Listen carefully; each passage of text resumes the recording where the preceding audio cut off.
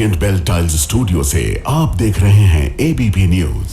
नमस्ते Bharat, ABP news पर हाजिर हूं मैं रुमाना इसार खान। बुलेटिन की शुरुआत इस वक्त की बड़ी खबर से हम करने जा रहे हैं। बिहार में सरकार गठन को लेकर इस वक्त सबसे बड़ी खबर, बिहार में शपथ ग्रहण से जुड़ी बड़ी खबर यह मिल रही है कि मुख्यमंत्री शपथ लेंगे और सीएम के साथ साथ 20 मंत्री शपथ ले सकते हैं।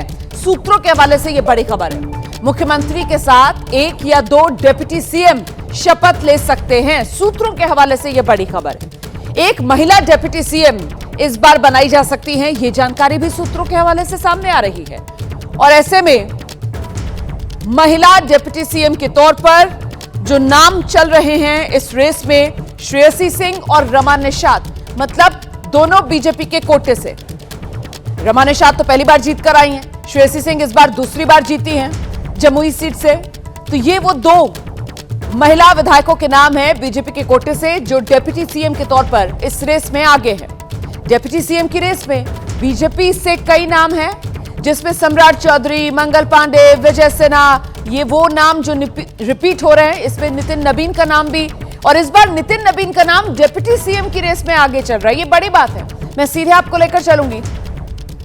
हमारे साथ हमारे सहयोगी शशांक इस वक्त मौजूद हैं और जरा शशांक से ही जानते हैं। शशांक, बताइए जरा जल्दी से किस तरीके की चर्चाएं हैं, सियासी सुगबुगाहट है नई सरकार के स्वरूप को लेकर। शशांक, देखिए, सोच बता रहे हैं कि कल सुबह 11:30 बजे पटना के गांधी मैदान में शपथ ग्रहण समारोह होगा। मुख्यमंत्री नीतीश के साथ 1 या 2 डिप्टी सीएम और 20 मंत्री शपथ ले सकते हैं। डिप्टी सीएम की रेस में बीजेपी से सम्राट चौधरी, मंगल पांडे, विजय सिन्हा, नितिन नवीन, श्रेयसी सिंह, रमा निषाद का जो है वो नाम सामने आ रहा है। विजय सिन्हा स्पीकर के रेस में भी बने हुए हैं। 1 या 2 डिप्टी सीएम बनाया जा सकता है जो बीजेपी से ही होगा। महिला डिप्टी सीएम बनाने पर भी जो है वो विचार हो रहा है। वहीं जदयू कोटे के मंत्रियों की बात करें जिनको फिर से रिपीट किया जा सकता है, उसमें विजेंद्र यादव, विजय चौधरी, जमा खान, श्रवण कुमार, लेसी सिंह, रत्नेश सदा, मदन सहनी का नाम है। आप ये जो खबर बता रहे हैं ना, आप ये जो खबर बता रहे हैं, इसकी हमने ब्रेकिंग तैयार की है। मैं बता देती हूं ये बड़ी खबर कि बिहार में मंत्रिमंडल को लेकर ये जानकारी भी आ रही है, जिसका अभी जिक्र शशांक कर रहे थे कि जेडीयू के कोटे से भी कई पुराने चेहरों को और कुछ नए चेहरों को भी मौका मिलना तय माना जा रहा है। और इस बीच बड़ी खबर यह है कि प्रदेश अध्यक्ष उमेश कुशवाहा इस बार मंत्री बनाए जा सकते हैं। और साथ ही जो नए चेहरे हैं उसमें कलाधर मंडल को इस बार मंत्री बनाया जा सकता है।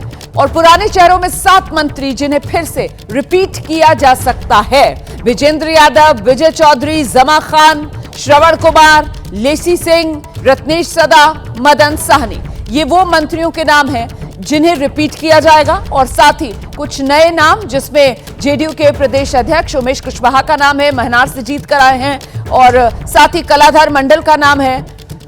तो ये वो अभी तस्वीर है जो उभर रही है नई सरकार को लेकर। शशांक हमारे साथ लगातार बने हुए हैं। शशांक, मतलब सिर्फ जो पुराने चेहरे जीत कर आए हैं उन्हीं को नहीं, बल्कि कुछ नए चेहरों को भी मौका दिया जाएगा, मतलब कुछ पुराने चेहरे ड्रॉप भी किए जाएंगे। शशांक जी बिल्कुल, जिनका परफॉर्मेंस ठीक नहीं रहा है उनको जो है ड्रॉप किया जा सकता है, वैसे मंत्रियों को जदयू से भी और बीजेपी से भी। लेकिन मंत्रिमंडल ऐसा होगा जिसमें महिलाओं के लिए उचित भागीदारी होगी, नए चेहरे को भी देखने को मिलेगा और अनुभवी नेताओं का भी जो है उसमें नाम रहेगा। जातीय समीकरण साधने की कोशिश की जाएगी, जो क्षेत्रीय संतुलन है उस पर बाकायदा फोकस रखा जाएगा। आप रहिए मेरे साथ, मैं लौटूंगी आपके पास। वहीं जो एनडीए के अन्य घटक दल हैं उनके खेमे से भी खबर सामने आ रही है, जिसमें आरएलएम और हम, मतलब जीतन राम मांझी की पार्टी और कुशवाहा की पार्टी, इन दोनों पार्टियों से 1-1 मंत्री बनाए जा सकते हैं। सूत्रों के हवाले से यह बड़ी खबर है। और वहीं जो आरएलएम है, राष्ट्रीय लोक मोर्चा से उपेंद्र कुशवाहा की पत्नी स्नेहलता कुशवाहा का नाम ही सबसे आगे है कि स्नेहलता कुशवाहा को ही आरएलएम के कोटे से मंत्री बनाया जाएगा। दूसरी तरफ हिंदुस्तानी अवाम मोर्चा से राष्ट्रीय अध्यक्ष संतोष सुमन फिर से मंत्री बनाए जा सकते हैं। सीधे आपको लेकर चलेंगे। शशांक हमारे साथ लगातार बने हुए हैं। शशांक, चाहे आरएलएम हो या फिर हम, यहां पर मंत्री पद का कोटा वो परिवार तक ही सीमित रहने वाला है? नहीं, देखिए, उपेंद्र कुशवाहा खुद तो नहीं बनेंगे, वो राज्यसभा सांसद है। उनकी पत्नी को जो है वो बनाया जा सकता है। आलम से एक ही मंत्री बनना है तो उनकी पत्नी स्नेहलता का ही नाम जो है वो सामने आ रहा है। देखिए, परिवारवाद मांझी की पार्टी में फिर देखने को मिल सकता है। उनके बेटे संतोष सुमन पार्टी के राष्ट्रीय अध्यक्ष हैं, अभी मंत्री हैं, और उनको फिर से जो है हम कोटे से जो है वो रिपीट किया जा सकता है। तो आरएलएम से और हमसे एक एक मंत्री बनना है। बिल्कुल, और हम और आरएलएम जो एक एक मंत्री बनेगा, परिवारवाद से आगे नहीं बढ़ पा रहा है मामला। दोनों परिवार के ही सदस्य अपने अपने दल से चुनेंगे और उनको मंत्री पद मिलेगा। इस बीच बिहार में सरकार गठन को लेकर एक और बड़ी खबर है, वो भी जान लीजिए आप। बीजेपी के कोटे से पुराने मंत्रियों को किया जाएगा रिपीट, ये सूत्रों के हवाले से जानकारी मिल रही है। और इस पे पुराने मंत्री कौन कौन से हैं जिनके नाम सामने आ रहे हैं? सम्राट चौधरी, विजय सिन्हा का नाम सामने आ रहा है, मंगल पांडे, नितिन नबीन, इनके नाम भी रेस पे बने हुए हैं। नीतीश मिश्रा, रेणु देवी, जनकराम का नाम भी लगातार सुर्खियों में है। तो बिहार में सरकार गठन को लेकर ये बड़ी खबर। शशांक हमारे साथ बने हुए हैं। शशांक, बीजेपी की अगर बात की जाए तो यहां पर भी इसी तरीके से कुछ नए चेहरे और कुछ पुराने, इसी तरीके से मिला जुला स्वरूप होगा बीजेपी के कोटे से मंत्रियों का इस नई बिहार सरकार में। शशांक, बिल्कुल, देखिए मिला जुला स्वरूप रहेगा, लेकिन मैं फिर कह रहा हूँ वैसे मंत्री जिनका परफॉर्मेंस ठीक नहीं रहा है बीजेपी कोटे के जो है उनको ड्रॉप किया जा सकता है। जो पुराने चेहरे रिपीट हो सकते हैं उसमें सम्राट चौधरी, विजय सिन्हा, मंगल पांडे, नितिन नवीन, नीतीश मिश्रा, रेणु देवी, जनकराम, इनका नाम जो है वो सामने आ रहा है। और नए चेहरों की बात करें तो प्रयासित सिंह और रमानी शास्त्री जो है वो मंत्री बनाया जा सकता है। तो मंत्रिमंडल में महिलाओं की जो है वो उचित भागीदारी होगी। और देखिए एक सबसे बड़ी बात, बिहार बीजेपी अध्यक्ष दिलीप जायसवाल जो है मंत्री रह चुके हैं, तो वो भी डिप्टी पीएम के रेस में बताए जा रहे हैं। ये बड़ी जानकारी आप दे रहे हैं। हालांकि इस बार चुनाव मैदान में वो नहीं उतरे थे और ऐसे में बीजेपी ने इस बार एक नई रणनीति अपनाई थी ना, आपने ज्यादातर मंत्रियों को चुनाव मैदान में उतार दिया था। बावजूद इसके आप ये कह रहे हैं कि दिलीप जायसवाल जो हैं वो मंत्री बनाए जाने की और बल्कि डिप्टी सीएम का पद उनको मिल सकता है। शशांक, बिल्कुल बिल्कुल, वो भी डिप्टी सीएम पद की रेस में बने हुए हैं। वो बिहार में बीजेपी के बॉस हैं और उन्हीं के नेतृत्व में चुनाव जो है यहाँ पे लड़ा गया है और एनडीए को प्रचंड जीत हासिल हुई। और बीजेपी जो है सबसे बड़ी पार्टी, 89 सीटों के साथ सबसे बड़ी पार्टी जिनसे उभरी है, तो उनको भी जो है डिप्टी सीएम बनाया जा सकता है। रेस में वो बने हुए हैं और उनका लंबा अनुभव है, मंत्री भी रह चुके हैं वो, और अभी प्रदेश अध्यक्ष संगठन का भी उनके पास अच्छा खासा अनुभव है। और सबसे बड़ी बात, केंद्रीय गृह मंत्री अमित शाह को बहुत करीबी है। अच्छा, वैसे तो बिहार में 36 के करीब मंत्री हो सकते हैं, लेकिन महत्वपूर्ण यह हो जाता है कि कल जो शपथ ग्रहण समारोह होगा उसमें क्या नंबर सामने निकल कर आ रहा है, कितने मंत्री कल शपथ लेंगे मुख्यमंत्री के साथ। इस सवाल का जवाब आप आगे दीजिएगा। इस बीच एक और बड़ी खबर आ रही है, बिहार बीजेपी अध्यक्ष दिलीप जायसवाल डिप्टी सीएम की रेस पे हैं। जो जानकारी अभी हमारे सहयोगी दे रहे थे, शशांक ने अभी अभी ये ब्रेकिंग न्यूज एबीपी न्यूज के दर्शकों तक पहुंचाई है। बिहार में बीजेपी के अध्यक्ष हैं दिलीप जायसवाल और दिलीप जायसवाल डिप्टी सीएम की रेस पे हैं। दिलीप जायसवाल हालांकि विधानसभा चुनाव नहीं लड़े हैं, एमएलसी है फिलहाल वो, और क्योंकि पार्टी के अंदर उनका एक बड़ा कद है, उन्हीं के नेतृत्व में पार्टी को यह बम्पर जीत मिली है। सबसे बड़ी पार्टी के तौर पर बीजेपी ने अपनी मौजूदगी बिहार की सियासी बिसात पर दर्ज कराई है और ऐसे में इसका सेहरा कहीं ना कहीं दिलीप जायसवाल के सिर पर इस रूप में सजाया जा सकता है कि दिलीप जायसवाल भी इस मंत्रिमंडल में शामिल किए जा सकते हैं, डिप्टी सीएम बनाए जा सकते हैं दिलीप जायसवाल। ये बड़ी खबर है जो हमारे सहयोगी शशांक ने दी है। तो फिलहाल बहुत धन्यवाद आपका शशांक इस तमाम जानकारी के लिए। हम आगे बढ़े। बिहार में नई सरकार के गठन की कवायद आप जानते हैं तेज है। आज दोपहर 3:30 बजे का वक्त है जब एनडीए विधायक दल की बैठक होगी। तो 3:30 बजे एनडीए विधायक दल की बैठक होगी और माना यह जा रहा है कि इसी बैठक में नीतीश कुमार को एनडीए विधायक दल का नेता चुना जाएगा। मोहर लग जाएगी नीतीश कुमार के नाम पर औपचारिक तौर पर, और जब ये हो जाएगा, नीतीश नेता चुन लिए जाएंगे, उसके बाद नीतीश सरकार बनाने का दावा पेश करने के लिए राजभवन जाएंगे। राज्यपाल से मिलकर सरकार बनाने का दावा नीतीश कुमार पेश करेंगे। बिहार में कल शपथ ग्रहण तय है, तारीख पहले ही तय कर ली गई है। आप जानते हैं कल 20 नवंबर है और 20 नवंबर शपथ ग्रहण समारोह के लिए पटना के गांधी मैदान में भव्य तैयारियां की जा रही हैं। और उससे पहले आज का दिन बिहार की राजनीति के लिहाज से बेहद अहम इसलिए क्योंकि आज बिहार में बैठकों की बहार रहने वाली है, जिसका सिलसिला सुबह 10 बजे शुरू होगा। जब बीजेपी विधायक दल की बैठक शुरू होगी उसमें बीजेपी विधायक दल का नेता चुना जाएगा। उसके बाद ये जानकारी मिल रही है कि 11 साढ़े 11 बजे के आसपास जेडीयू विधायक दल की बैठक होगी जिसमें जेडीयू विधायक दल का नेता चुना जाएगा। और फिर दोपहर होते होते 3:30 बजे के आसपास एनडीए विधायक दल की बैठक, जिसमें एनडीए विधायक दल का नेता चुन लिया जाएगा। एनडीए विधायक दल का नेता मतलब बिहार का अगला मुख्यमंत्री, जो नीतीश कुमार बनने जा रहे हैं। और फिर नीतीश कुमार जाएंगे राजभवन, सरकार बनाने का दावा पेश करेंगे। अब शपथ ग्रहण समारोह से पहले पटना में ये जो हलचल देखी जा रही है, बीजेपी के नेता भले ही मुख्यमंत्री के लिए नीतीश कुमार का नाम खुलकर ना ले रहे हों, लेकिन एनडीए के दो घटक दल पूरी मजबूती से नीतीश कुमार के साथ खड़े हैं। जीतन राम मांझी दोपहर करीब 12 बजे नीतीश कुमार से मिलने पहुंच गए। उनके साथ उनकी पार्टी के विधायक दल के नेता प्रफुल्ल कुमार मांझी भी थे। तय हो चुका है, उसी रेशियो में मंत्री पद भी बांटा गया है। मुख्यमंत्री होंगे नीतीश कुमार जी। इधर आरएलएम प्रमुख उपेंद्र कुशवाहा के मन में भी नीतीश कुमार को लेकर कोई संशय नहीं है। नीतीश कुमार जी ही मुख्यमंत्री हैं, नीतीश जी ही मुख्यमंत्री, आगे फिर सरकार बनेगी तो रहेंगे। मुख्यमंत्री पद को लेकर आज क्या पहले भी कोई कंफ्यूजन नहीं था। 20 नवंबर को शपथ ग्रहण समारोह है और अगली खबर है कि उससे एक दिन पहले यानी 19 नवंबर को एनडीए विधायक दल की बैठक होगी, जिसमें सीएम के नाम पर मुहर लगेगी। एनडीए विधायक दल की बैठक से पहले 19 नवंबर को ही बीजेपी विधायक दल की बैठक होनी है, जिसके लिए केशव प्रसाद मौर्य को पर्यवेक्षक और अर्जुन राम मेघवाल और साध्वी निरंजन ज्योति को सह पर्यवेक्षक बनाया गया। तो कल बिहार में शपथ ग्रहण और उससे पहले आज बैठकों का दौर है बिहार में। पटना में बीजेपी, जेडीयू अपने अपने विधायक दल की बैठक करेंगे। सुबह 10 बजे बीजेपी विधायक दल की बैठक होगी। पर्यवेक्षक केशव प्रसाद मौर्य और साथ में सह पर्यवेक्षक अर्जुन राम मेघवाल और साध्वी निरंजन ज्योति मौजूद रहेंगे इस बैठक में। यहीं बीजेपी विधायक दल का नेता चुना जाएगा। इसके बाद सुबह 11 बजे जेडीयू विधायक दल की बैठक होगी। जेडीयू विधायक दल की बैठक जो है वो नीतीश कुमार के आवास पर होगी, जहां जेडीयू विधायक दल की बैठक में जेडीयू अपने विधायक दल का नेता चुन लेगी। अपने अपने दल के नेता दोनों पार्टियों के विधायक दल चुनेंगे, ये बड़ी खबर। और फिर 3:30 बजे दोपहर में एनडीए विधायक दल की बैठक।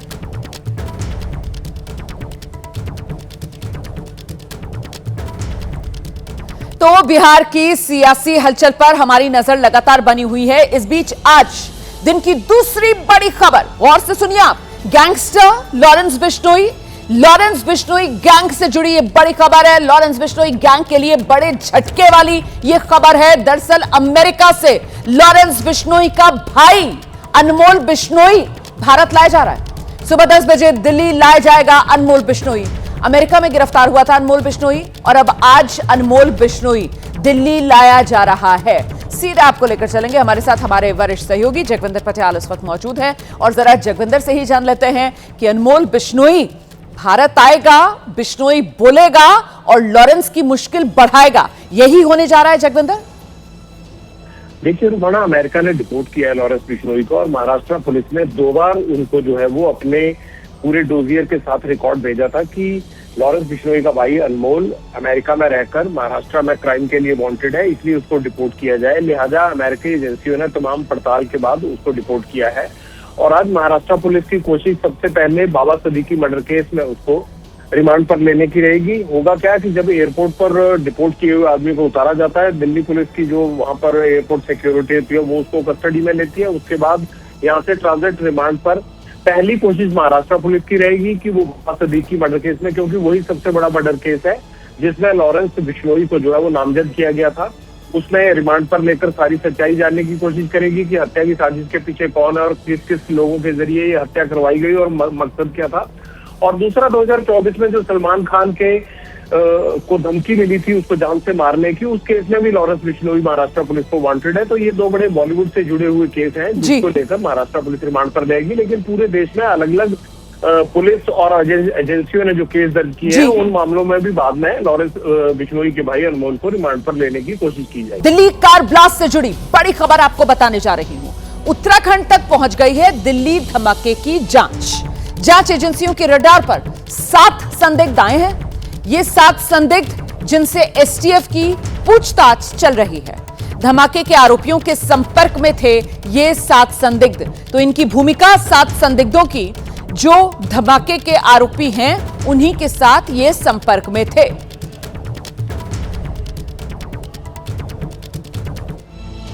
वहीं मुरादाबाद में एक निजी यूनिवर्सिटी का कैंपस जंग का मैदान बन गया।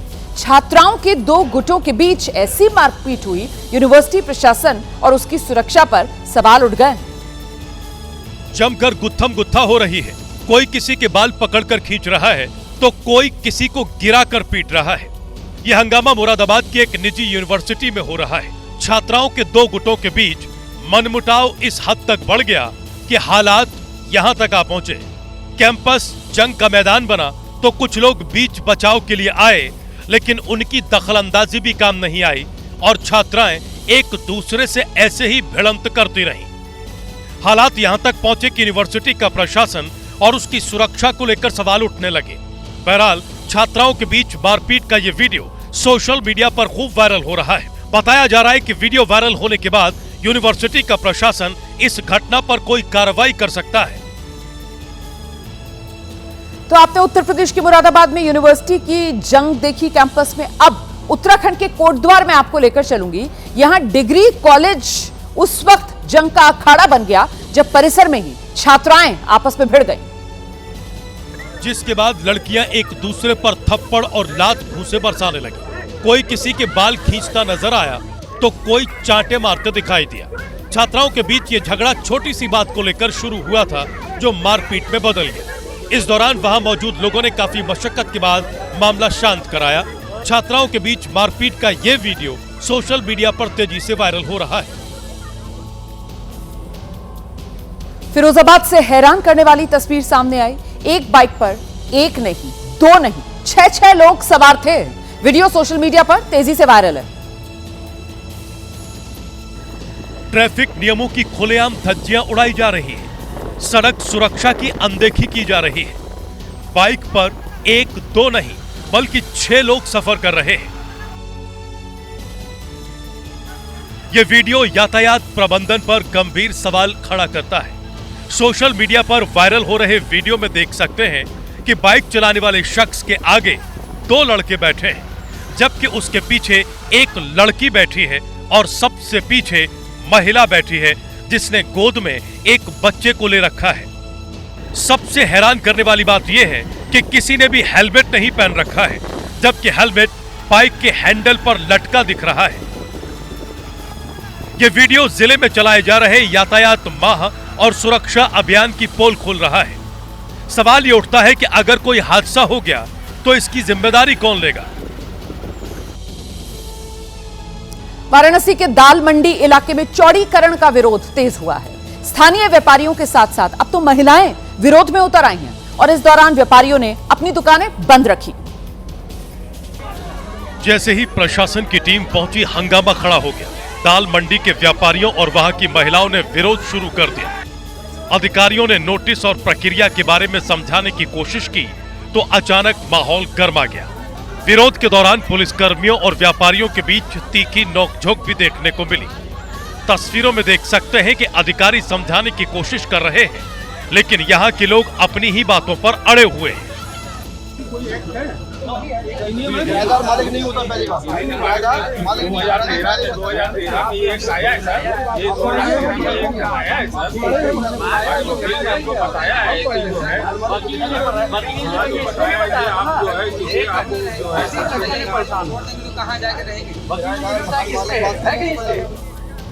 पीडीए और पीडब्ल्यूडी की तरफ से करीब आधा दर्जन मकानों पर ध्वस्तीकरण का कार्य किया जा चुका है। दाल मंडी में गलियों को चौड़ा करके काशी विश्वनाथ मंदिर जाने के लिए एक सुगम मार्ग बनाने की योजना बनाई गई है, लेकिन स्थानीय लोग इसे अपनी रोजी रोटी पर सीधी चोट बता रहे हैं। नमस्ते भारत में नजर डालते चलते हैं बिहार में चल रही सरकार गठन को लेकर कुछ बड़ी खबरों पर।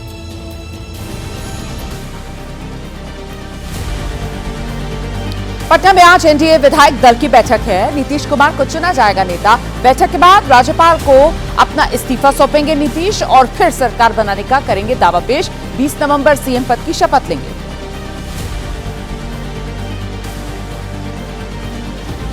पटना में आज बीजेपी विधायक दल की बैठक। प्रदेश अध्यक्ष दिलीप जायसवाल करेंगे अध्यक्षता। बैठक के बाद बीजेपी विधायक दल के नेता और उपनेता के नाम का ऐलान होगा।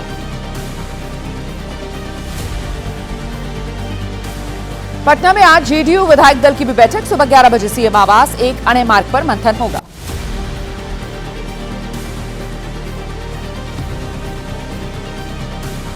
सूत्रों के मुताबिक आज शाम पटना पहुंच जाएंगे गृह मंत्री अमित शाह।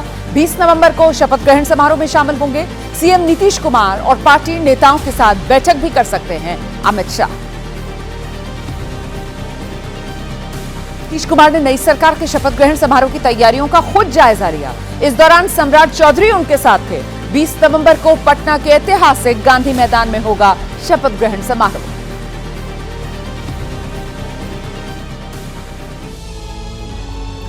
जयपुर में एबीपी न्यूज की खबर का असर हुआ है। सड़क निर्माण में भ्रष्टाचार की पोल खुलते ही हरकत में जेडीए आया और ठेकेदार को भेजकर सड़क की मरम्मत कराई गई है। इधर खबर दिखाई गई, उधर 24 घंटे के अंदर ही सड़क की मरम्मत का काम शुरू हो गया। जहां जहां पर सड़क उखड़ गई थी वहां पर पैच वर्क करा दिया गया और जिन जगहों पर गिट्टियां उखड़ गई थी उन्हें ठीक करा दिया गया। इस सड़क को रातों रात तैयार किया गया था, लेकिन इसकी गुणवत्ता की पोल तब खुल गई जब सुबह होते होते ये सड़क टूट गई। जयपुर विकास प्राधिकरण ने मरम्मत तो करा दी है, लेकिन सड़क कितनी चलेगी ये कह पाना मुश्किल है। आतंकी यूनिवर्सिटी पर लगातार शिकंजा कसता जा रहा है। ईडी ने अल फलाह यूनिवर्सिटी, जिसके तहत अल फलाह पूरा ग्रुप के जो अंडर आती है, उसी के संस्थापक जवाद अहमद सिद्दीकी को गिरफ्तार कर लिया है। सूत्र बता रहे हैं अकाउंटेंट को भी हिरासत में लिया गया है पूछताछ के लिए। अल फलाह यूनिवर्सिटी का संस्थापक ईडी के शिकंजे में आ चुका है। 16 घंटे की लंबी छापेमारी के बाद जवाद अहमद सिद्दीकी को गिरफ्तार कर लिया गया। उसके ठिकानों से कई अहम दस्तावेज, डिजिटल डिवाइस और करीब 48 लाख रुपए कैश बरामद हुआ है। हम आपको सीधी तस्वीरें दिखा रहे हैं। अल फलाह ट्रस्ट का जो हेडक्वार्टर है, ईडी की जो है एक टीम पहुंचती है और 16 घंटे की छापेमारी के बाद तकरीबन 9:15 बजे के करीब ईडी के जो अधिकारी हैं वो यहां से निकलते हैं और अपने साथ जो है जो संस्थापक है जवाद अहमद सिद्दीकी, उसको भी गिरफ्तार करके ईडी की जो टीम है वो लेकर के जाती है। ईडी की जांच में कई चौंकाने वाले खुलासे भी हुए हैं। जवाद ने ट्रस्ट के पैसे को गलत तरीके से परिवार की कंपनियों में लगाया। इसके लिए कई शेल कंपनियों का इस्तेमाल किया गया।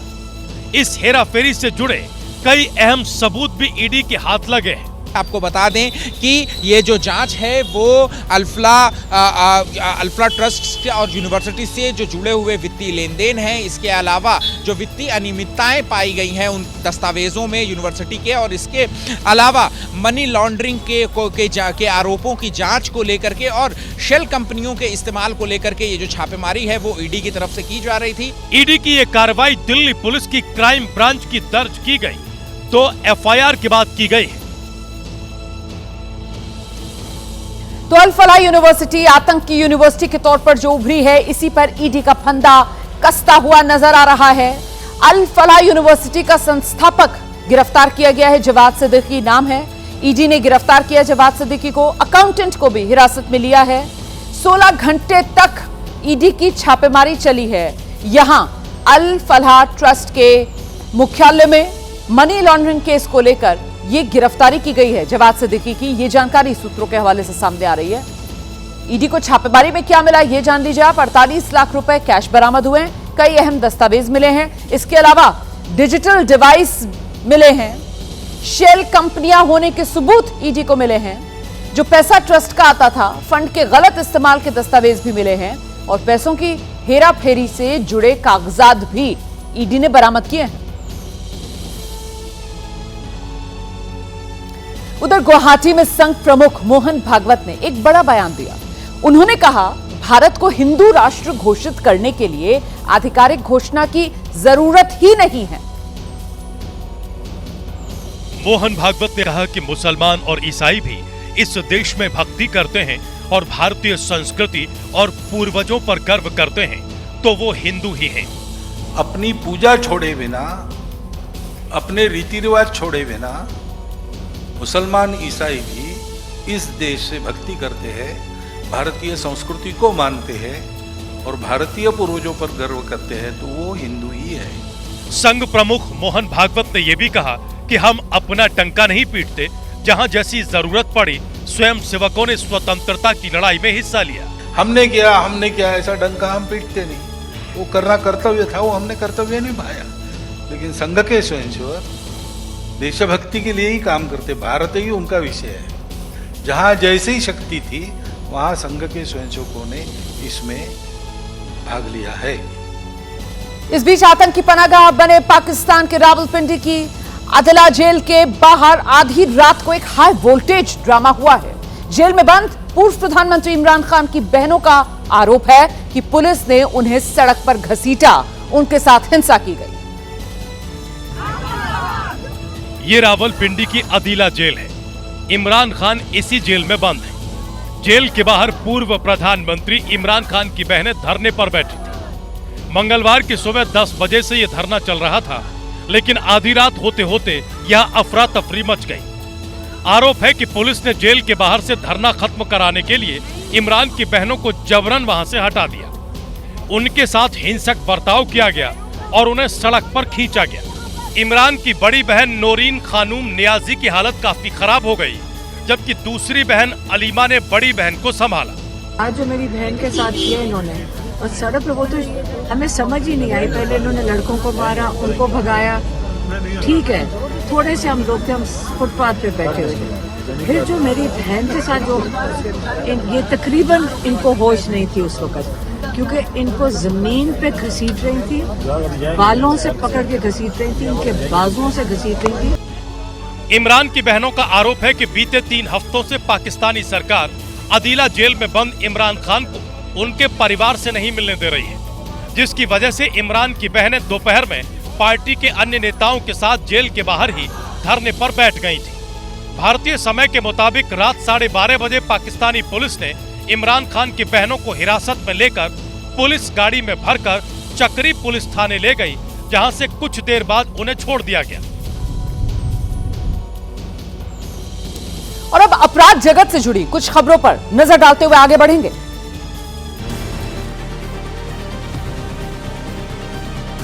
ऋषिकेश में दिन दहाड़े लूट की वारदात हुई है। दूध का कारोबार करने वाले एक शख्स से 15,000 रुपए लूटकर फरार हो गए बदमाश। सीसीटीवी के आधार पर लुटेरों की तलाश जारी।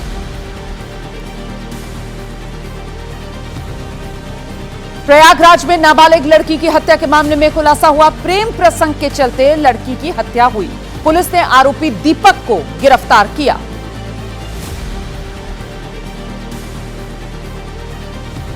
एटा में पत्नी की हत्या के आरोप में पति समेत 2 आरोपी गिरफ्तार। वारदात में शामिल बाकी 4 आरोपियों की तलाश पुलिस कर रही है। हत्या के बाद शव जला दिया था। पुलिस ने बरामद किए शव के अवशेष। दिल्ली एयरपोर्ट पर पकड़ा गया हाइड्रोपोनिक गांजा। बैंकॉक से आ रहे एक यात्री के पास ये गांजा मिला। बर्तनों के अंदर चालाकी से छिपाकर इस गांजे को भरा गया था, जिसे जब्त किया गया है। आरोपी के खिलाफ मामला दर्ज।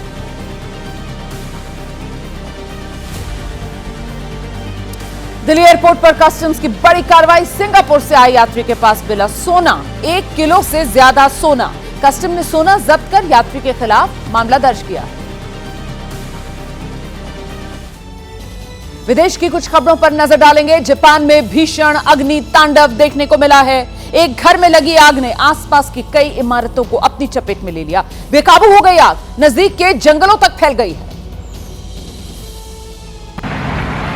जिससे जापान के दक्षिणी पश्चिमी शहर ओइता में हाहाकार मच गया। आग की लपटें आसमान को छू रही थी। पूरा इलाका धुएं के गुबार से भर गया, जिससे पूरे इलाके में दहशत फैल गई। एक घर में लगी आग इतनी भीषण थी कि महज चंद मिनटों में ही इसने आसपास की 20 इमारतों को अपनी चपेट में ले लिया।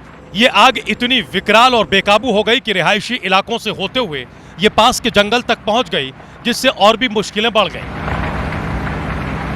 फायर फाइटर्स की टीम ने वहां से 170 से ज्यादा लोगों को सुरक्षित जगहों पर पहुंचाया।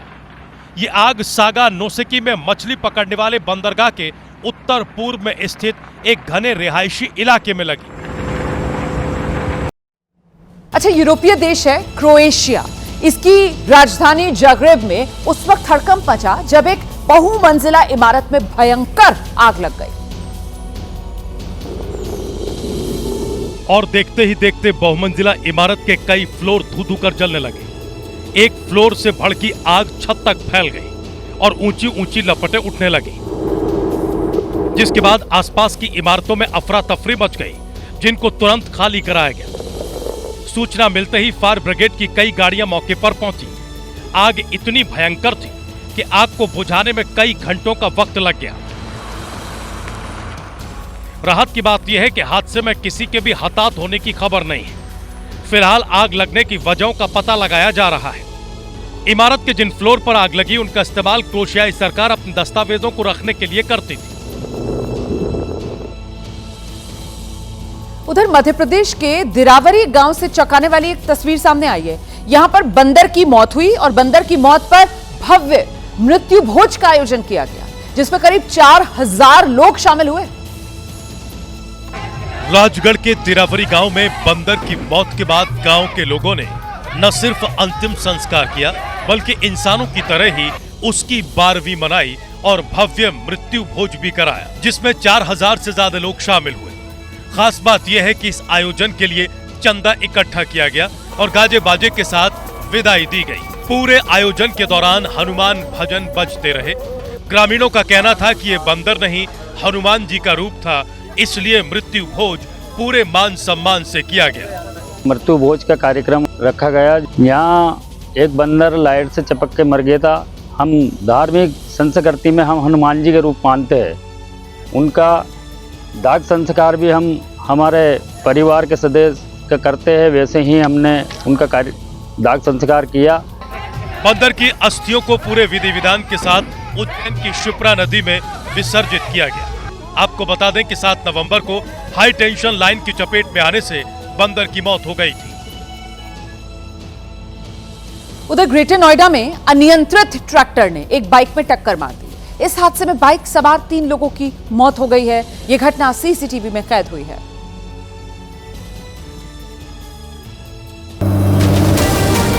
ट्रैक्टर ने दिशा बदली और सामने से आ रही 2 बाइक उसकी चपेट में आ गई। ट्रैक्टर चला रहा शख्स कुछ समझ पाता उससे पहले ही दोनों बाइक पर सवार 3 लोग जमीन पर गिर गए और तीनों की मौत हो गई। सीसीटीवी में नजर आया कि ट्रैक्टर और कार तेज रफ्तार में चल रहे थे। दोनों में से कोई भी अपनी रफ्तार धीमी करने को तैयार नहीं था। तभी कार ट्रैक्टर को ओवरटेक करते हुए आगे निकल गई और उसे ओवरटेक करने के चक्कर में ट्रैक्टर चला रहे शख्स ने बाइक में टक्कर मार दी। हादसा दनकौर सिकंदराबाद रोड पर हुआ, जिस हादसे में गौरव नागर नाम के रेडियोलॉजिस्ट की मौत हो गई, जो ड्यूटी से घर लौट रहे थे। दूसरी बाइक पर देवर भाभी बच्चों के साथ बैठे थे। हादसे में देवर भाभी की जान चली गई, जबकि दोनों बच्चों का अस्पताल में इलाज चल रहा है। उत्तर प्रदेश के गोरखपुर में एक घर में धार्मिक अनुष्ठान हुआ। अनुष्ठान का प्रसाद जिसने खाया, अब उन सभी लोगों को रेबीज का टीका लगाया जा रहा है। पूरा मामला जानिए आप।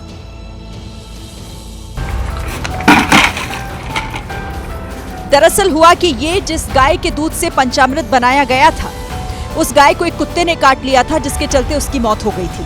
बताया जा रहा है कि गांव के करीब 200 लोगों ने इस अनुष्ठान के बाद पंचामृत लिया था और अब सब डरे हुए हैं। हालांकि पंचामृत लेने वाले लोगों को रेबीज का इंजेक्शन लगवाया जा रहा है। गांव वालों ने बताया कि गाय को जिस कुत्ते ने काटा वो पागल था और इसी के बाद गाय अजीब अजीब हरकत करने लगी। न पानी पीती थी, न कुछ सबको काटने मारने के लिए दौड़ती थी, न पानी पीती न खाती, कुछ नहीं। और ऐसे कुत्ते जैसा बैठती भी थी। करीब 3-4 दिन के बाद 5 दिन, यानी टोटल मिलाकर 1 हफ्ते के बाद वो मर भी गई है, शनिवार शाम को। घर के धार्मिक अनुष्ठान में दूर दूर से रिश्तेदार भी आए थे और अब वो सब भी डरे हुए हैं। उधर राजस्थान की राजधानी है जयपुर और जयपुर में पुलिस ने लिया है बड़ा एक्शन। बाइक में तेज आवाज करने वाले साइलेंसर लगाने वालों पर नकेल कसी है। जो अपनी बाइक से दूसरे राहगीरों में दहशत फैलाते हैं, आज वो दहशत नहीं। जयपुर पुलिस ने 2, 5, 10 नहीं बल्कि 150 से ज्यादा अवैध साइलेंसर को जब्त किया और कैमरे के सामने उस पर रोड रोलर चलाकर कुचल दिया। मॉडिफाइड साइलेंसर्स का उपयोग करके स्टंट करना और माहौल खराब करने का प्रयास करना, इसमें कोई बहादुरी का काम नहीं है। इस अभियान के तहत करीब 300 अवैध साइलेंसर्स और प्रेशर हॉर्न की जब्ती हुई। अब पुलिस उन दुकानदारों की तलाश में है जहां इस तरह के अवैध साइलेंसर लगाए जाते हैं। उत्तर प्रदेश के प्रयागराज से हैरान करने वाला एक मामला सामने आया है। जांच में पता चला 17 साल की लड़की की हत्या करने वाला कोई और नहीं बल्कि सेना में नायक के पद पर तैनात एक जवान है। जांच में पता चला कि सोशल मीडिया पर 11वीं में पढ़ने वाली साक्षी यादव की दोस्ती हर्षवर्धन सिंह से हो गई, जो कि सेना में नायक के पद पर तैनात था। दोस्ती बढ़ने के बाद साक्षी शादी की जिद कर रही थी, जबकि उसकी उम्र सिर्फ 17 साल थी। उधर हर्षवर्धन ने किसी और लड़की से शादी की बात फाइनल कर ली। 30 नवंबर की तारीख भी तय हो गई। साक्षी को रास्ते से हटाने के लिए उसने पहले उसकी हत्या की, फिर शव को पेड़ के नीचे मिट्टी में दबा दिया। हालांकि अब पुलिस ने हर्षवर्धन को गिरफ्तार कर लिया है। साथ ही हत्या में इस्तेमाल किया गया हथियार भी बरामद कर लिया गया। शव के पास से पुलिस को साक्षी का स्कूल बैग मिला था, जिसमें एक कॉपी पर हर्षवर्धन का मोबाइल नंबर लिखा हुआ था। इसके अलावा पुलिस को एक सीसीटीवी फुटेज भी मिला, जिसमें हर्षवर्धन साक्षी को बाइक पर बैठाकर ले जाता देखा गया। उधर मुंबई से सटे वसई में दिल दहला देने वाला एक मामला सामने आया है। यहां 16 साल की लड़की की ट्रेन से गिरकर मौत हो गई। तहकीकात में जो सामने आया मामला पूरा, वो और हैरान करने वाला। 16 साल की कोमल को उसके ही चाचा ने धक्का देकर मार डाला। तेज दौड़ती लोकल ट्रेन में कलयुगी चाचा ने कोमल को ऐसा धक्का दिया कि उसकी दर्दनाक मौत हो गई। 15 नवंबर को कोमल अचानक घर से गायब हो गई। फिर पता चला कि वो अपने चाचा के घर गई है। चाचा के घर बेटी की तलाश में परिवार पहुंचा तो वहां नहीं मिली। शक गहराया तो परिजनों ने पुलिस में रिपोर्ट दर्ज कराई। इसके बाद आरोपी चाचा ने कोमल के ही नंबर से उसकी मां को फोन करके कोमल के उसके पास होने की सूचना दी। लेकिन 17 नवंबर को पता चला कि कोमल की रेल हादसे में मौत हो गई। परिवार थाने पहुंचा तो वहां आरोपी चाचा पुलिस की हिरासत में मिला। चश्मदीदों के मुताबिक लोकल ट्रेन में भारी भीड़ में दरवाजे के पास खड़ी कोमल को उसके चाचा ने धक्का दे दिया। पुलिस जांच में जुटी है कि आखिर चाचा ने अपनी 16 साल की भतीजी को क्यों मारा। उधर उत्तर प्रदेश की बस्ती में दूल्हा अपनी दुल्हन के साथ 7 फेरे लेने की तैयारी में था। जयमाल के दौरान दूल्हा दुल्हन स्टेज पर थे और तभी वहां एक महिला पहुंची। उसने खुद को दूल्हे की पहली पत्नी बता दिया। हाथ में शादी की तस्वीर लेकर आई महिला का दावा है कि दोनों ने कोर्ट मैरिज की हुई है। ये आदमी दूसरी शादी करने जा रहे हैं, मेरे से नहीं हो तो लाखों रुपया का मैं स्टेटमेंट आपको दिखा सकती हूँ। लाख रुपया ये बंदा मेरे से ले चुका है। महिला के दावे सुन ढोल नगाड़े शांत हो गए। अपने पति को पाने के लिए गुजरात से आई महिला होने वाली दुल्हन के सामने ही बहस कर रही थी। तुम शादी कैसे कर सकते हो? हमारा तलाक हुआ है, तुम सबके सामने बोलो हमारा तलाक हुआ है।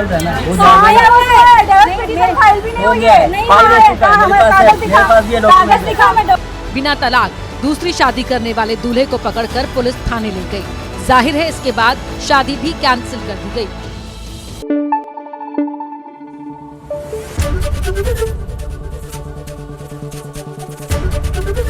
एबीपी न्यूज आपको रखे आगे।